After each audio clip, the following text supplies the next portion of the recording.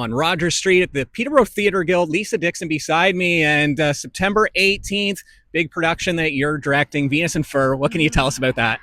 Okay, Venus and Fur is a lot, and I can't say about 90% of it, but it is a play that has only two people in it for only 90 minutes, and it is like a train wreck of a production in terms of the text, the way they perform, what happens to the two of them. We just don't see it coming. And every time I watch it, every time we rehearse, it's a new observation, a new discovery. It is so hot, so sexy, but it's also dangerous. It actually involves a knife and a gun. Well, I was looking at everyone who's involved in it, and there's so many people behind the scenes, and one of them is Mercedes Davey, who's the intimacy and fighting director. So I guess that comes to the last part that you said there, but it sounds like it's pretty spicy. Spicy is an understatement. And Carissa and John, who are the two in the play, they're so good. We're talking talent. And when they auditioned, it was a no-brainer. So usually when you audition who you need. You audition men, women, short people, tall people. When they came in, I basically put them together and did what's known as it's kind of like, what's the chemistry? Are they going to work together? Bam. It was electrifying. So you could only imagine after rehearsal, after them memorizing the lines, after lighting, sound, a gorgeous set, which is actually a scary, dungy, dark, horrible set, because that's what we're looking for. It's a basement, it's gross. He couldn't afford a better studio, the director.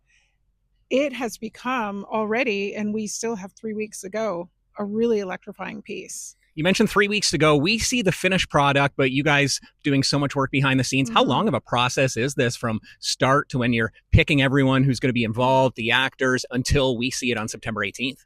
When we audition, usually, no, this isn't professional theater, but it's a lot like professional theater in that they both have other jobs. So when you audition for a play in a community theater like the Theatre Guild, you usually do 3 months. So you put the audition call out and you know what you're looking for as a director, but of course you allow yourself to be surprised. And that happened 3 months ago, and we rehearsed twice a week. Now, at some point, I thought we should go to 3 times a week, but you know what? They're so good, Scott. I never did that. They come ready, they're really hungry. Because there's a lot of intimacy and danger in the play, I was expecting that vulnerability to be not an asset, but instead they're eating it up. So as a director, I am in really good shape. And then I have sound, which is done by my brother, Bo Dixon. And so we've got this feeling of the psychological thriller, kind of the sound, lighting by Dawn White. So, of course, thunder, lightning, and then darkness, light. And it's all done by this woman who is actually maybe not the woman who we think she is. Lots of mystery in this one. You're giving us little clues, but there's so much that's going to keep you on the edge of your seat. And for you, how did you get involved in this production? So B Quarry did it as a read last year. The Theatre Guild does 5 reads a year. And a stage read is when actors get together with a director and they read something that's maybe a little different, a little off of what maybe the Theatre Guild's looking for, but it tests the play. And she did it as a read. And Carissa was actually one who read it with a guy named Mark Scanlon. And the read really had me thinking, okay, I really enjoyed 291, which I did last year at the Theatre Guild, just under a year ago. I want to do this one. And I thought it would have been a risk. I thought the Theatre Guild would say, "Ooh, it's a little too spicy for the Peterborough crowd." No, it's not. This is going to blow you away. And they gave it to me, and I am so honored to take it on. So I kind of poked it out there, which is what I do as a business person. I think the people are ready for this. They want to try something new. It's tasty, it's spicy. Let's give it a shot. And here we have it. And you're going to see it September 18th. You mentioned your brother. What's it like working with Bo? Have you guys partnered together for many things in the past like this? Okay, so I don't know. You haven't hung out with my family since we were little. We do productions. I'd give my right arm to be back in our room when we were kids, putting makeup on my brothers and putting hats and dresses on. And we would reenact musicals and plays. We were doing theater since we could walk since we could sing and talk. So yes, collaboration with Bo and my other brother Lance has been ongoing our whole lives. Working with him seriously in this capacity is a real joy because Bo is a professional. So he'll say something, you know, we're working on sound for this, and we did it for 291 as well. He did music and sound gorgeously for that, and he'll say, you know, Lise, I'm thinking, and then he's open to, but it's your direction. What is your vision? And he has respect for vision. He gets it. And he's, because he's a professional, he's also really careful to kind of guide me a way that he thinks will work for the viewer. So yeah, it's a joy working with Bo, and I really appreciate his time. There's so much talent in Peterborough. You mentioned your family, but throughout Peterborough, whether it's music, arts, productions like this, why do you think Peterborough has that? Because, I mean, we're not a huge city, but per capita, we've got some of the most talented people in North America right here in our city. Why do you think that is? It's a really good question. And, you know, I would say that about food. One of the reasons I moved here was to open up Black Honey because I am so impressed with per capita how many great restaurants there are. And everyone who has a good restaurant is the owner. So we walk in and they own it and they're contributing to the plates and the menu design. It's pretty amazing. So when it comes to arts, that was my next step. Fourth Line Theatre, Public Energy, Peterborough New Dance, the Theatre Guild. Oh, and the Black Box Theater, Theater on King, everyone's so rich with concept of storytelling and then making it come to life, which is the hard part. You can have an idea, but to actually work to make it happen, to actually fulfill to the end, and then ask people to pay money to come see it, and it's really good. That's better than going to see it at a movie theater. You can do that if you live in another city, but while you're in Peterborough, go see the arts. It's, I don't know, something in the water.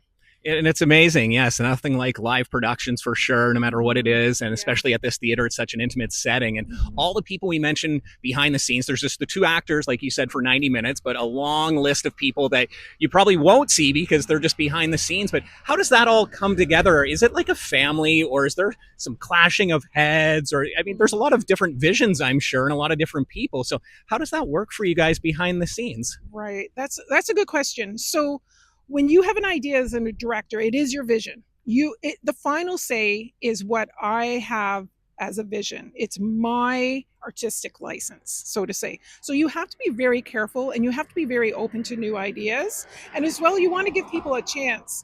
So, for example, the set designer is very new. She's 23 years old, lives in Toronto, but I've known her since she was born.